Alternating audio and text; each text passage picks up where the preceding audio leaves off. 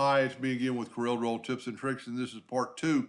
We were able to get rid of the red circles and the blue circles, basically, but when we blend, we can't get rid of this shape in the middle of the overlaps. Well, I kind of figured it out.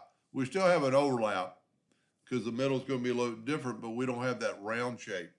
And the way I did that, I'm going to start off in the center of the page. I'm going to take a rectangle, and I'm going to round off the corners to whatever it needs to be. I'm going to hit P, put it in the center of the page.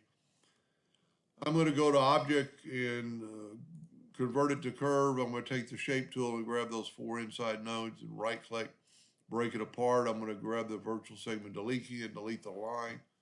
I'm going to go to break the curve apart, so these are individuals. I'm going to grab them both. I want them red, but I also want them to be more than a hairline, just so the blend will work better. And then if you look, we have a 2.23 spread. A lot of times when you add a line to an item, it sticks to that item. And we don't want that. We want that line to be separate. So what we can do, we know that this is 2. And if you can't remember that number, you could always cut it or copy it and then draw a line and then paste it. And then that way that line will be the same as the other thickness or the other length. Now I'm going to hit P, put it in the center of the page, and this is one of the reasons I do. But we're going to make this line blue, and we'll make it that magical 8 points. Now what we need to do is take this line, let's see what our nudge factor is. We only need it like on 6 or 5. We're going to make a duplicate of that line and move it down. Then I'm going to take these 2 items and I'm going to open up the effects, blend, and I'm going to blend them.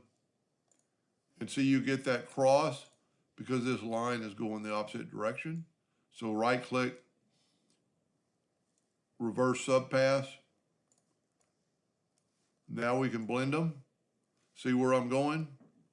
You know, now that I think about it, we don't even need to do this because we have it right here. We can Control D and duplicate it and just mirror it over, and we have the same exact thing.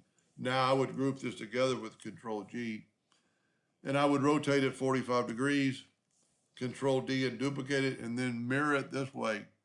And look at that. We have that exact same thing we had, but we don't have a round overlap because it's all one piece. Now we still have an overlap, but I don't really know that there's a way to get that done. Might not be worth the time. But anyway, I hope that helped a little bit. Thank you for watching.